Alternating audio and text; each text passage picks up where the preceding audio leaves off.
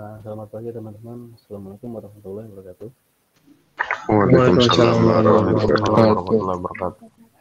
Ya, eh, untuk minggu besok itu berarti kita sudah UTS ya. Sesuai dengan jadwal, minggu besok kita UTS. Yang mana jadwal UTS itu range-nya antara tanggal 19 sampai dengan tanggal 30. Akan tetapi untuk mata kuliah pemrograman terstruktur ini nanti akan ada jadwal sendiri. Jadi nanti mungkin ditunggu aja dari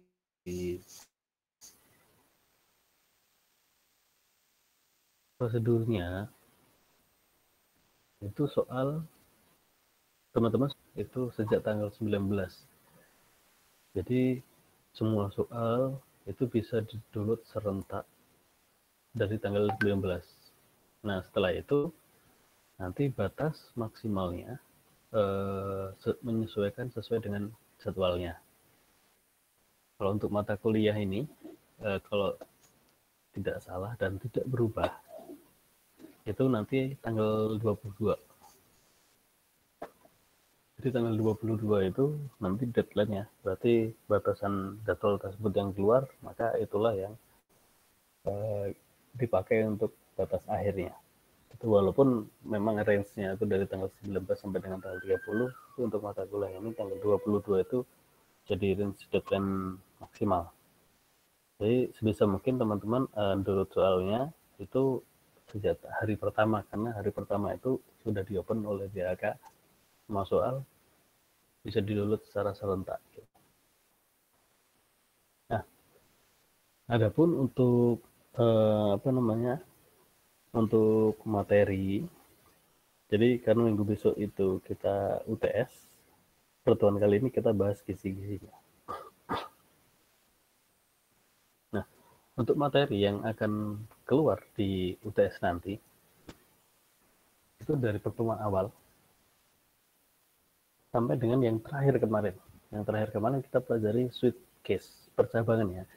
Jadi kita masih di batasan percabangan, entah percabangan if, switch case, ataupun mungkin kasus-kasus sebelumnya.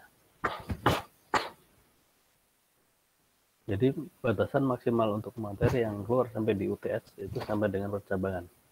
Kalau untuk perulangan belum, karena perulangannya nanti setelah UTS. Jadi seperti itu. Nah, kemudian untuk pertemuan praktikum, nah ini berarti besok ya. Nah, pertemuan praktikum itu, karena praktikum itu biasanya ada responsi, maka di mata kuliah ini juga ada responsi.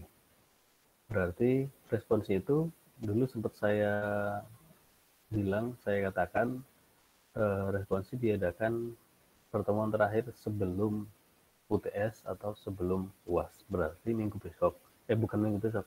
Berarti besok itu hari besok. Karena minggu besok udah UTS. Berarti selama UTS itu kita tidak ada perkuliahan. Jadi tanggal 19 sampai dengan tanggal 30 itu minggu-minggu itu kita tidak ada perkuliahan. Nah, kemudian untuk untuk responsi berarti kita adakan besok. Jadi besok itu teman-teman untuk kegiatan praktikumnya nanti akan ada responsi. Materinya apa Pak? Materinya masih sama. Batasan maksimalnya sampai dengan percabangan. Begitu. Nah, kira-kira nih dari teman-teman semua, adakah yang mungkin masih bingung terkait dengan materi-materi sebelumnya, entah switch case, entah percabangan if, ataupun mungkin materi-materi sebelumnya? Ada nggak yang masih bingung? Mumpung di sini saya open, kita diskusi bareng mengenai apa yang menjadi kendala teman-teman dalam mengerjakan atau membuat sebuah program. Ada nggak?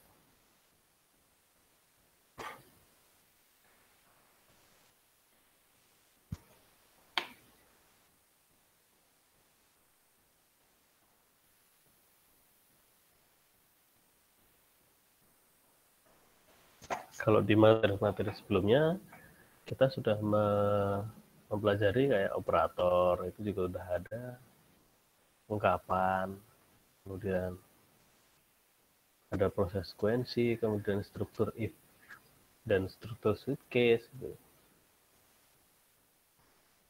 Untuk materi sudah saya upload di Waskita semua ya. Saya cek juga. Switch case sudah, percambangan if, sekuensi, tipe data, operator. Oke, kayaknya sudah semua ini.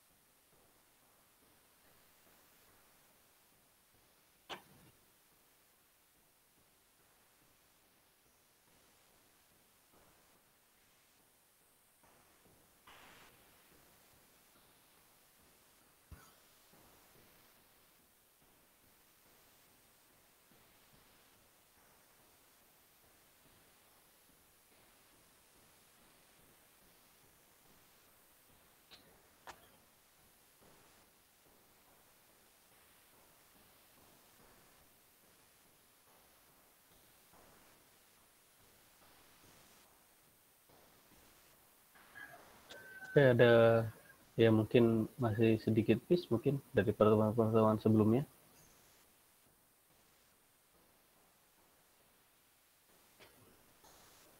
Kalau dari pertemuan sebelumnya yang paling penting sih itu kalau operator sih ngikutin ya, operator sekuensi itu ngikutin dari kasusnya yang kita pakai. Tapi kalau untuk strukturnya atau untuk poin pentingnya itu adalah percabangan. Berarti hanya if dan switch case. Kalau penggunaan operator ataupun mungkin yang lainnya itu menyesuaikan. Berarti kalau percabangan itu ada dua, ada struktur if dan struktur switch case.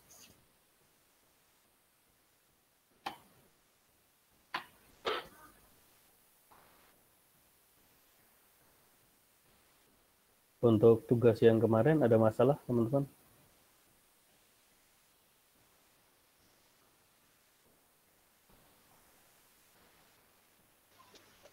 Kalau dari saya tidak ada masalah, Pak.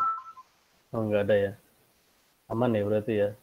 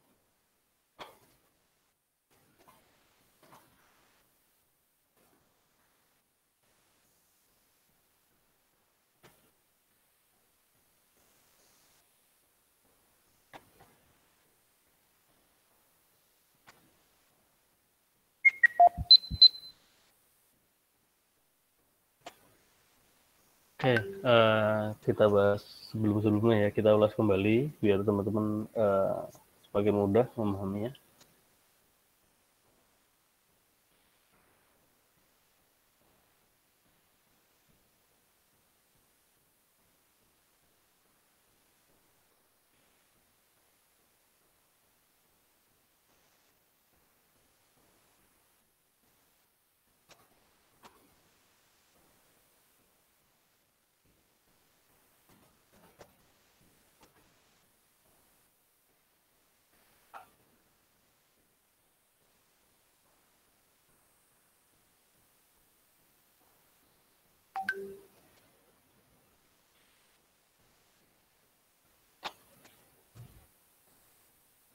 Nah, kalau untuk percabangan, terkait dengan percabangan if, teman-teman yang perlu teman-teman cermati, itu bagian apa namanya, if bersarang. Jadi teman-teman harus bisa membedakan mana yang if biasa dan if bersarang ya. Kalau if bersarang itu berarti di dalam if ada if. Yang membedakan itu struktur penulisannya.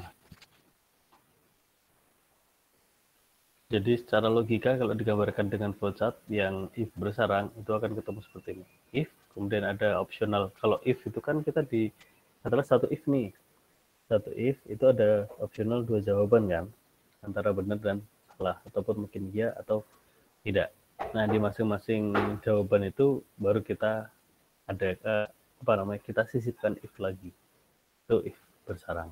Jadi ada if di dalam if. Tapi kalau bukan if di dalam if gimana? Ya berarti di sini ada if, kemudian ada ya, kemudian di sini masuk sini itu ada if, else lagi, tapi else-nya itu nyambung ke if, kemudian bawahnya lagi ada else if lah. Jadi bukan seperti ini bentuknya. Kalau ini itu setiap if ada ya sama tidaknya. Tapi kalau if yang apa namanya, if bertingkat itu yang apa namanya, ada if satu kondisi dua pernyataan, if dua kondisi tiga pernyataan, nah itu namanya if bertingkat. Jadi bedakan antara bertingkat dengan yang bersarang.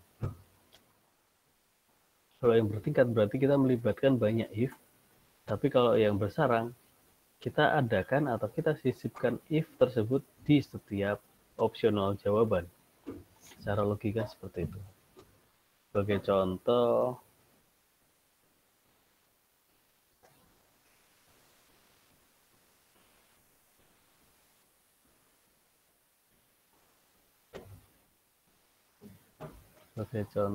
sebentar, saya carikan dulu.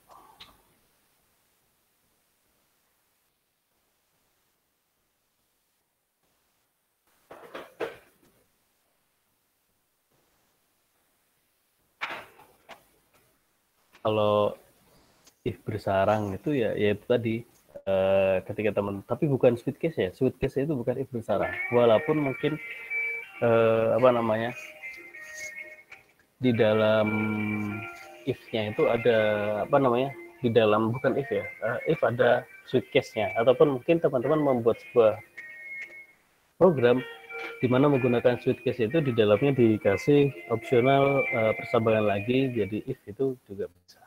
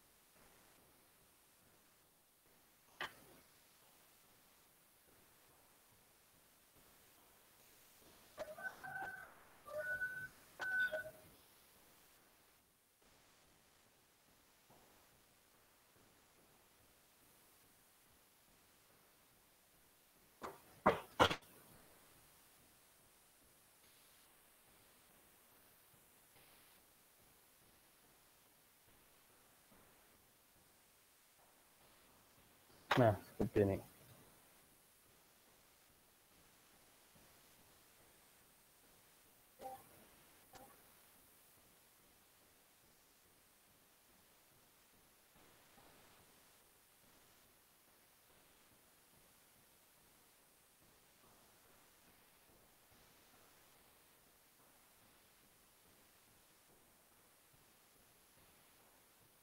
Nah, kelihatan ya. Nah, di sini kita menggunakan ini, kemudian masuk ke fungsi utama. Nah, di sini ada variabel umur dengan tipe data integer yang bagian ini. Di sini sudah ada isinya 14. Nah, di dalam pengecekan ini 14 ini, dia menggunakan sebuah percabangan if jika umur kurang dari 18 di sini. Ini kan belum masuk ke pernyataan nih. Belum masuk ke pernyataan. Langsung ditimpa if lagi. Jika kurang dari 18 bernilai benar, kemudian dia dicek lagi. Kurang dari 18 itu kurang dari sama dengan 10 atau enggak. Kan ada kan kategori mungkin ini nih, dewasa sama anak-anak sama remaja, ataupun mungkin sudah bukan remaja ya, ataupun mungkin sudah tua gitu ya, katakanlah seperti itu. Nah, maka untuk penggolongan seperti ini namanya nested if. Pak, kalau di sini itu ada pernyataan gimana? Kalau ada pernyataan ya nggak apa-apa, bisa aja, tapi dia langsung masuknya if, bukan ke apa namanya, bukan ke pilihan if yang lain. Tapi if-nya itu bukan pakai else ya. Kalau kalau dia menggunakan else itu if bertingkat seperti biasa. Misal di sini if umur 18, kemudian if apa namanya, umur selain 18, nah itu namanya if bertingkat. Nah, coba.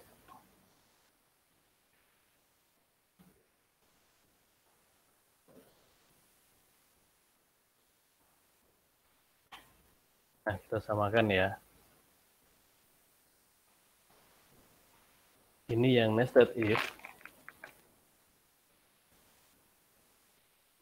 Berubah nih. Kita kasih di sini sebuah pernyataan.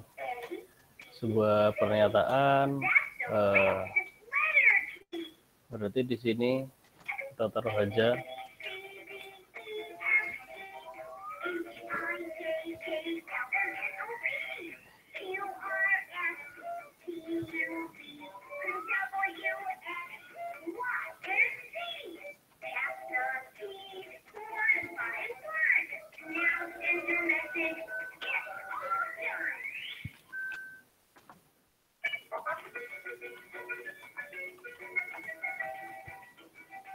ini ya, misal ya.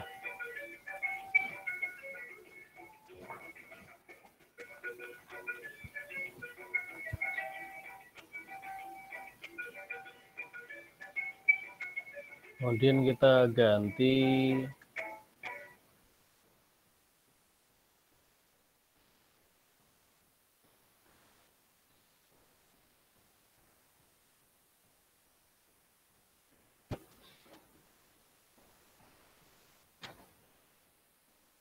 else if adalah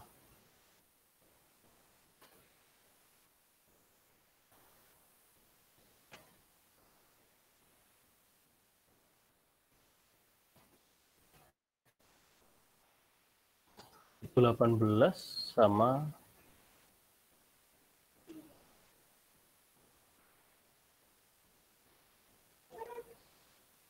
bukan gini.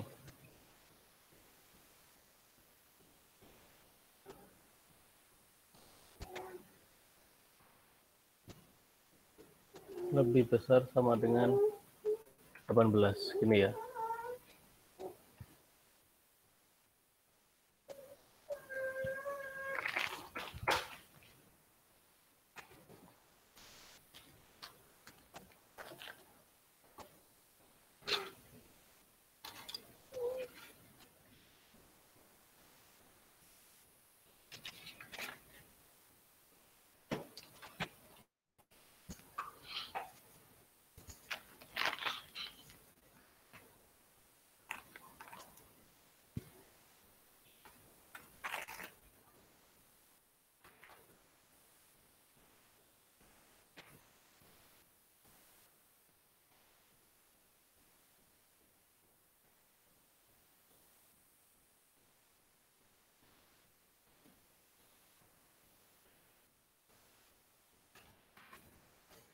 Bayar.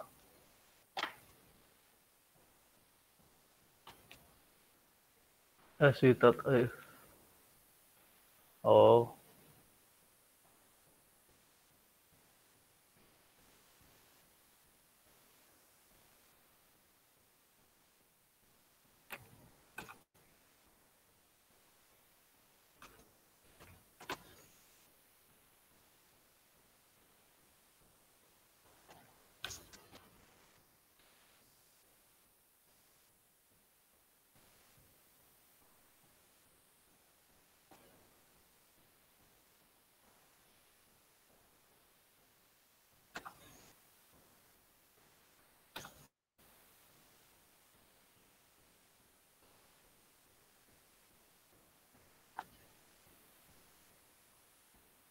di else-nya belum. Ini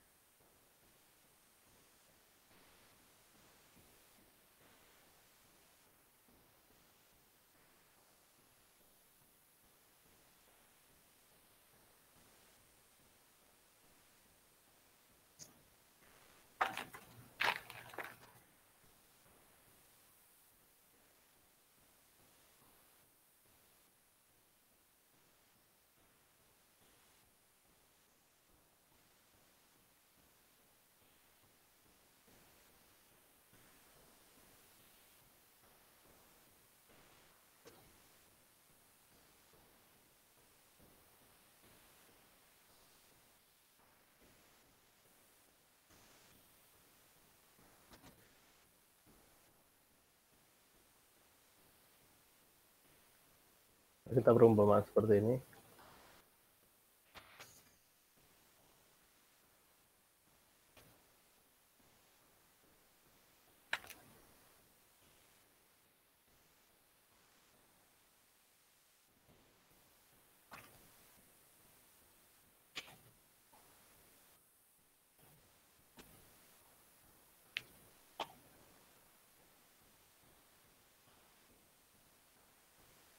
Malah error. Oke, jadi kalau struktur ini, struktur yang di atas ini struktur yang biasa if bertingkat ya. Tapi kalau ini hilang kemudian teman-teman langsung menyambung di sini, itu struktur if bersarang. Bersarang bedakan misal ya ini ya.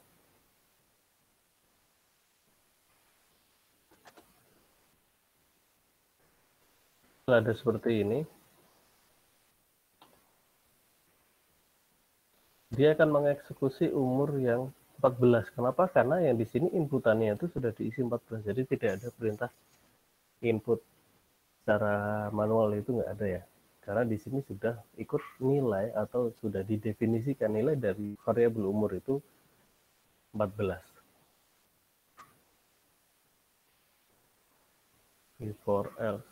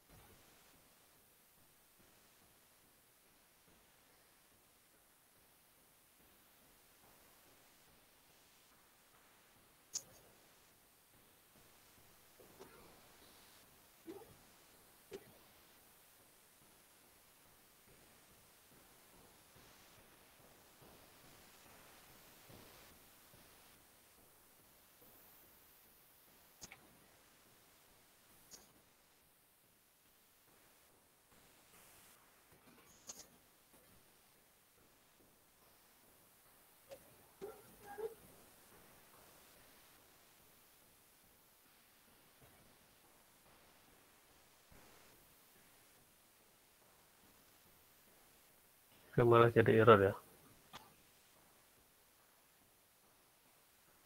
Kalau kita kembali seperti ini, dia akan jalan tapi dia memasukkan nilai dari, dia langsung mengeksekusi. Kalau misal kita kasih inputan,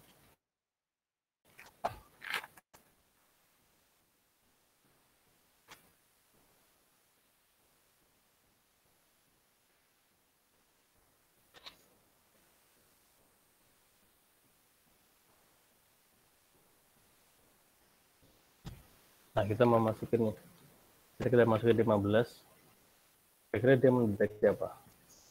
Dia masuk ke remaja, karena 15-nya kurang dari 10.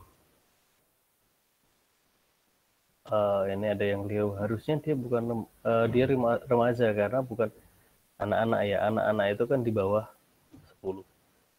Kalau kita ngeksekusi, katakanlah mungkin di atas kurang dari 10 adalah 9 gini, maka dia akan membaca anak-anak. Ini miliknya yang kategori if umur 18 ini. Jadi kalau kita mau buat if bersarang, bentuknya seperti ini. Tapi kalau kita bikin if bertingkat,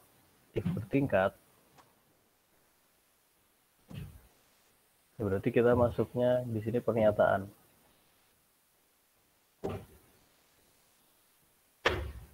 Kurang dari sama dengan, nah ini. Kurang dari sama dengan 18, itu katakanlah kita ambil aja remaja.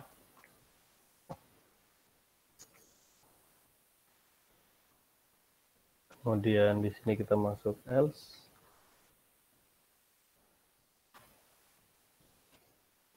if kurang dari 10 itu anak-anak.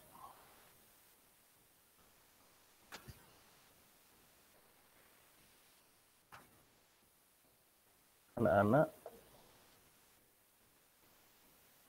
Terus else-nya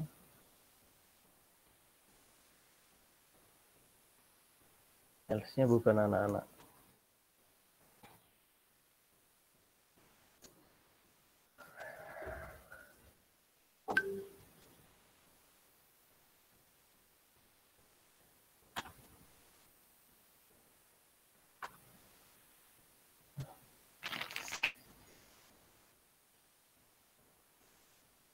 Oh, ini kita nggak bisa pakai fungsi gets ya, kelebihan. Satu.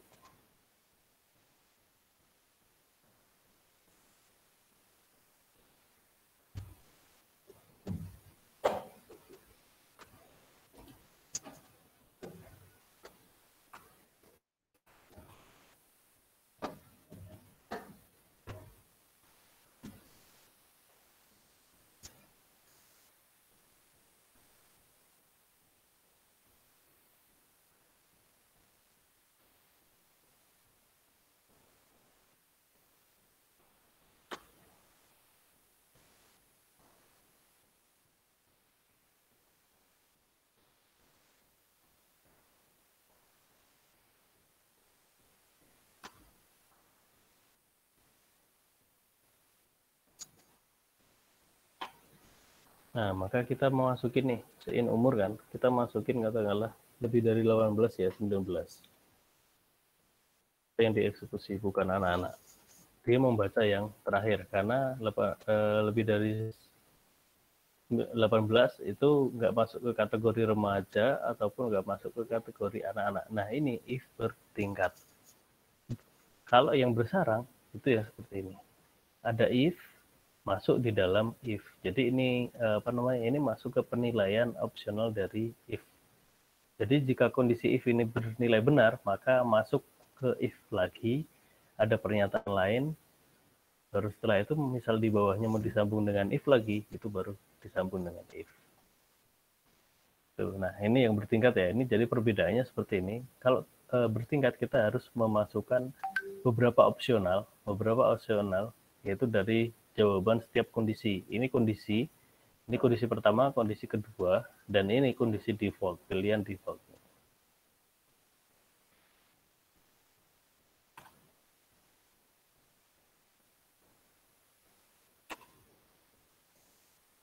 Kalau ini nggak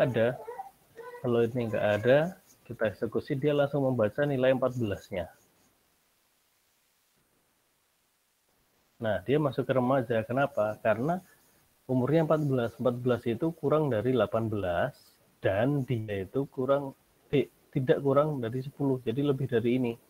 Jadi dia membaca nilai yang pertama, yang remaja. Kecuali ini umurnya diganti katakanlah 10.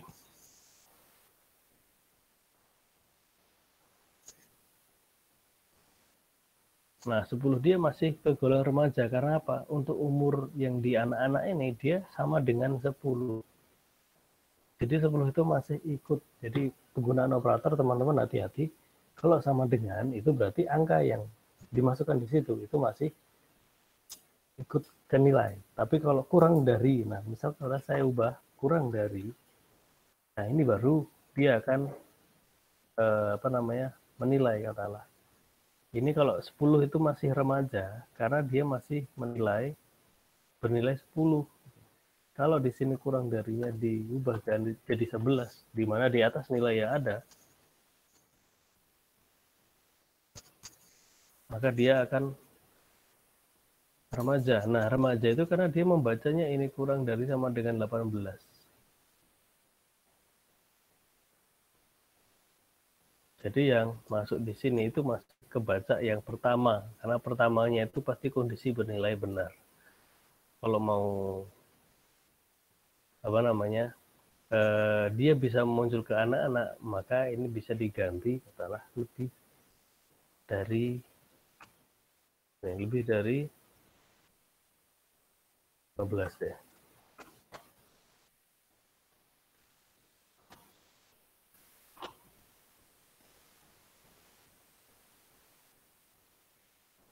Dia membaca anak-anak. Karena lebih dari 15 ini tidak terpenuhi, maka dia masuk ngecek. Ngeceknya kurang dari, nah ini dia langsung ke opsional ke yang kedua, kurang dari 11 enggak. Oh iya, betul. 10 itu kurang dari 11, maka di sini akan membawa anak-anak. Kalau yang di sini ini bertingkat. Oke, itu ya, itu if bertingkat ya. Yang satu if bersarang, satunya lagi if bertingkat.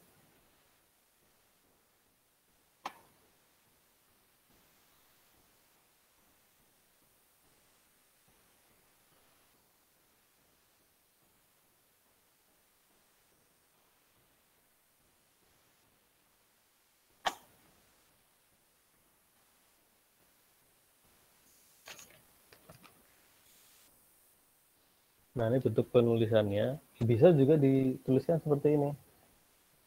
Kondisi dulu, kemudian masuk ke statement. Nah, statementnya ini, setelah statement ini baru masuk ke if lagi. Nah, itu juga bisa. Kemudian ini juga termasuk ke kategori if bersarang, karena di dalam if itu ada if, bukan dia masuk ke sebagai pilihan opsional kondisi lain, katakanlah yang menggunakan else if, itu enggak. Karena di sini langsung menggunakan if, maka ini disebut sebagai if bersarang.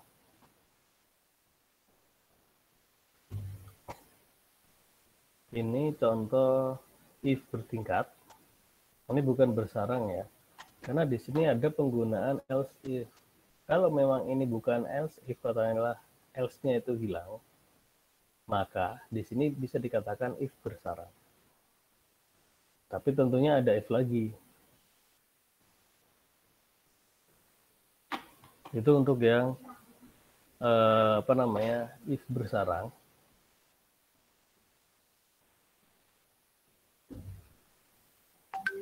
Nah, kalau ada konversi nilai, katakanlah konversi nilai A, B, C, D, E, seperti yang mungkin sebelum-sebelumnya teman-teman ada tugas itu pakainya bukan if bersarang, tapi if bertingkat.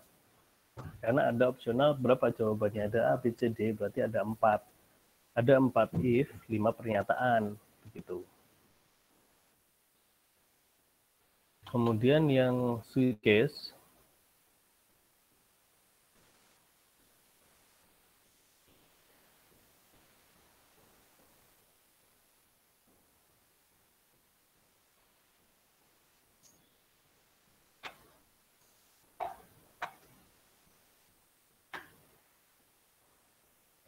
nah Switch case kurang lebihnya seperti ini. Jadi yang menjadi pilihan switch itu dia ambil dari sebuah variabel. Variabel yang dimana di situ dia akan digunakan sebagai pemilihannya atau menggantikan sebuah kondisi. Menggantikan sebuah kondisi. Kalau di dalam if ada if kondisi yang di dalam kurungan. Nah, kalau di switch yang di dalam kurung itu juga tetap sama menggantikan kondisi, cuma hanya sebuah variabel saja. Jadi hanya variabel yang ditugaskan sebagai pengganti kondisi. Kalau di dalam if kita menggunakan operator, kita melibatkan operator, ada lebih besar, lebih kecil, sama dengan, ataupun mungkin operator yang lainnya.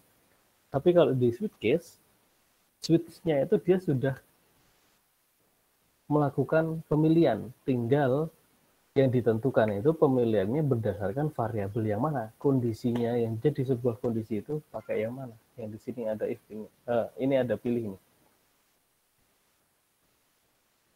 Kalau di sini yang dijadikan pilihan, maka dia sesuai dengan nilai yang ada di dalam variabel pilih. Pak, bisa nggak kalau misal yang di switch itu kemudian variabelnya bukan pilih? Bisa aja. Berarti kita harus membuat sebuah variabel untuk menampung sebuah nilai agar dicek bisa jadi sebuah kondisi. Namanya kondisi itu kan kita ngecek nih, nilainya sudah sesuai atau belum. Itu kan. Berarti kalau di switch case, itu ya kita masukkan ke variabel yang ada nilainya.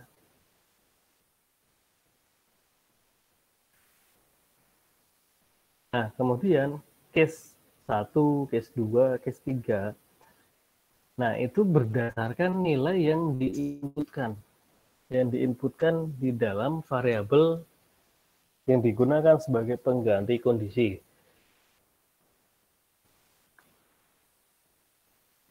Jadi misal di sini ada switch pilih, kemudian sudah ada sebuah tampilan 1, 2, 3, 4, 5. Kalau kita memasukkan nilai A, kita memasukkan nilai B, itu nggak bisa. Karena di sini tipenya ya berarti kita memasukkan dengan angka. Maka case 1 itu dia adalah jawaban untuk value bernilai 1. Value dari mana? Dari inputan yang dimasukkan ke dalam variabel pilih yang dipakai sebagai pengecekan kondisi. Agak berbeda dengan yang penggunaan if. Kalau if-nya itu dia langsung ngecek kondisi berdasarkan perbandingan. Tapi kalau di dalam switch itu kita nggak ada perbandingan. Pak, kalau konversi nilai dibuat switch case bisa nggak? Ya bisa aja dibuat switch case. Akan tetapi yang jadi pengecekan kondisi itu nilai dari variabel yang diinputkan. Nilai dari variabel yang diinputkan, bukan variabel nilai yang bukan variabel nilai secara langsung yang nanti dibandingkan dengan nilai yang sudah dimasukkan, tapi ini benar-benar variabel nilai dari variabel untuk mengecek, bukan nilai yang ada konversinya. Kalau kita menggunakan if, kita bisa langsung menggunakan nilai yang ada, nilai yang untuk konversinya misal 80, 85 atau 81 nilai sebenarnya gitu ya. Karena diceknya di dalam pengecekan kondisinya itu kita membandingkan nilai yang sudah ditentukan. Tapi kalau dengan menggunakan switch kita nggak bisa seperti itu.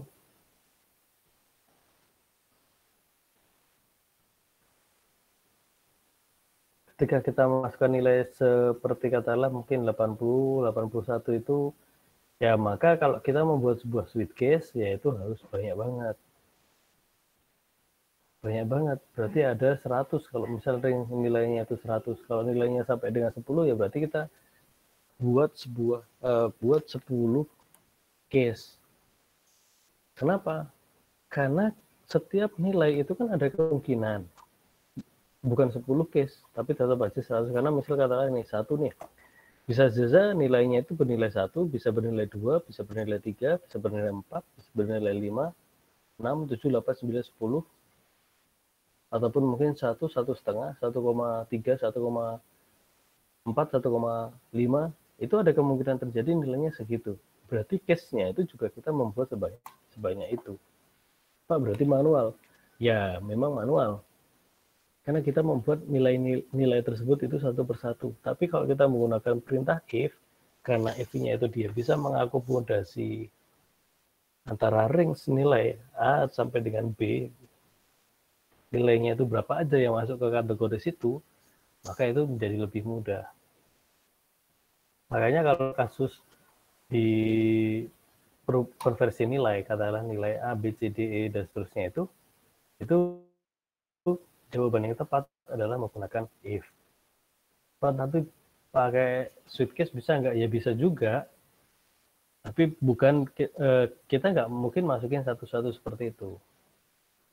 Bisa diakalin dengan yang ada di contoh seperti ini. Kita memasukkan range nilai yang mana itu masuk ke kategori berapa? Kategori 1, 2, 3, atau 4, atau 5. Gitu. Nah, itu baru mudah cara pembuatan sweet case-nya. Tapi kalau kita tentukan pilihan ataupun mungkin tentukan variabel switch-nya untuk memilih itu benar-benar menggunakan angka real saat yang diinputkan sesuai dengan konversi nilainya, maka akan ada banyak banget baris case.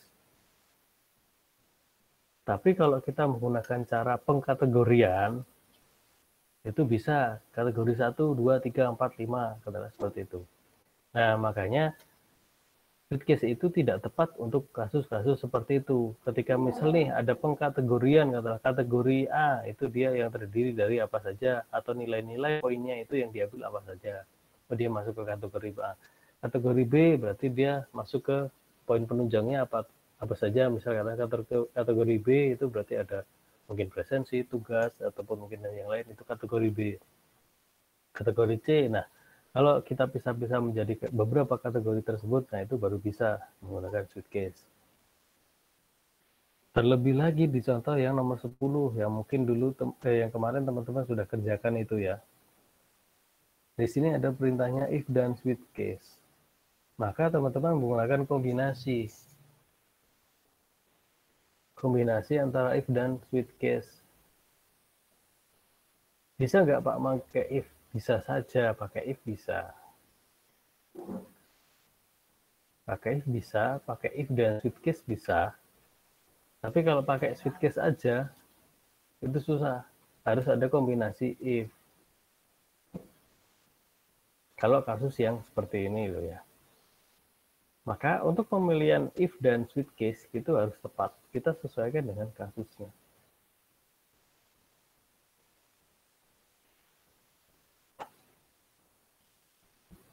Jadi perbedaannya hanya itu antara if dan sweet case-nya.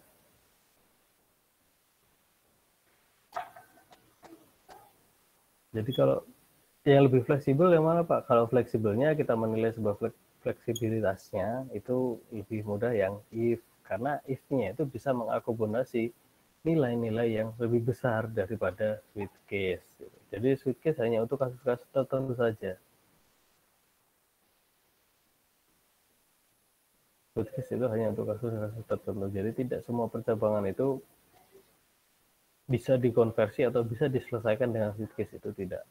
Tapi kalau semua percabangan menggunakan if, itu bisa.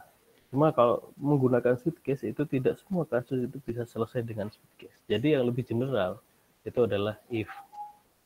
Bisa if bertingkat, bisa if bersarang.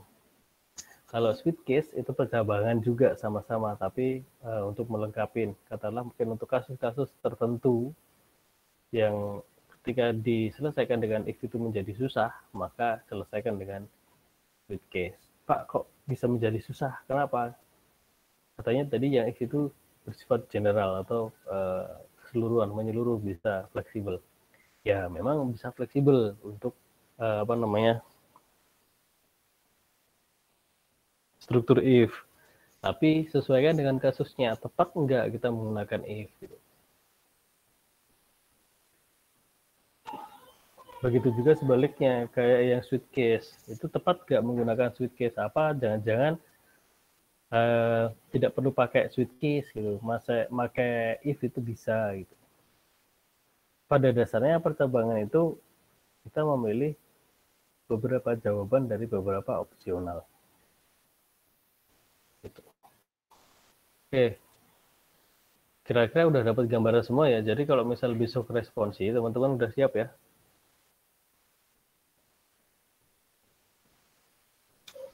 Insya Allah siap, Pak. Insya Allah siap ya. Oke, kira-kira dari beberapa tugas yang kemarin saya berikan, ataupun mungkin dari beberapa contoh, yang paling sulit itu yang mana? Akankah latihan yang saya share ini, yang kemarin teman-teman kerjakan itu menjadi hal yang paling sulit, atau ada hal yang tersulit lainnya?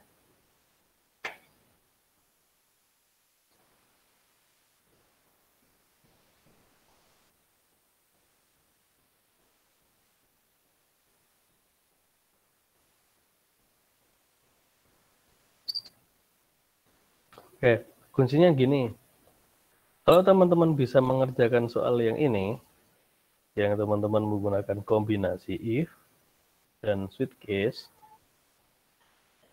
dan bisa menjalankan programnya dengan betul, maka anggap aja teman-teman bisa mengerjakan UTS, ataupun mungkin teman-teman bisa mengerjakan responsi dengan mudah.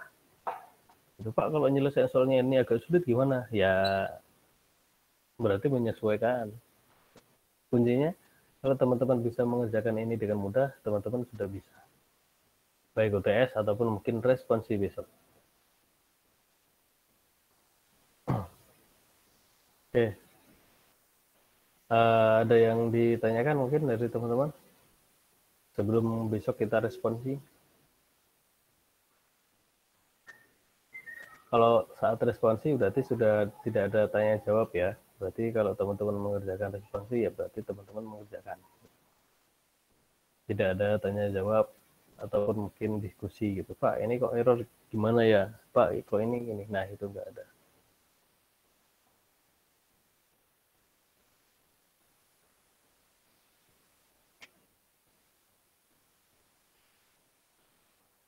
Oke, ada pertanyaan teman-teman?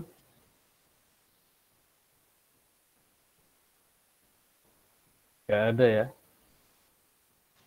Belum ada pertanyaan, Pak. Belum ada ya? Oke, baik. Nah, kalau nggak ada, mungkin saya hanya akan menyampaikan kisi-kisi aja terkait dengan materi yang akan dilaksanakan sampai dengan UTS, yaitu sampai dengan sweet case. Dan juga untuk responsi seperti itu. Jadi kurang lebihnya tadi kunci-kuncinya, poin-poin pokok yang harus teman-teman pelajari sudah saya ulas lagi, dan bahkan mungkin saya kasih tahu kalau teman-teman bisa mengerjakan soal latihan ini, maka yang lain akan terasa lebih mudah. Karena ini menurut saya bebannya lebih berat daripada yang tugas-tugas sebelumnya. Gitu. Kalau nggak ada pertanyaan, mungkin pertemuan kali ini saya akhiri. Siapkan benar-benar untuk besok praktikumnya itu teman-teman responsi. Kalau responsi nggak ada responsi ulang ya, jadi saya harap semuanya bisa mengikuti cara langsung besok itu. Maaf, Pak Agus. Ya. Untuk soal UTS-nya itu kita aksesnya melalui yang dashboard mahasiswa, yang web MHS atau di Waskitanya, Pak? Kemungkinan di mahasiswanya, di Oh, dashboard mahasiswa. di web MHS itu, oh iya, Pak. Siap. Ya, kemungkinan di situ. Karena nanti itu yang akan ngupload atau yang akan mempublish itu dari pihak akademik dari DAK. Jadi kemungkinan langsung masuk ke dashboard mahasiswa. Yang jelas bukan di Waskita dosen-dosennya ya, karena nanti sudah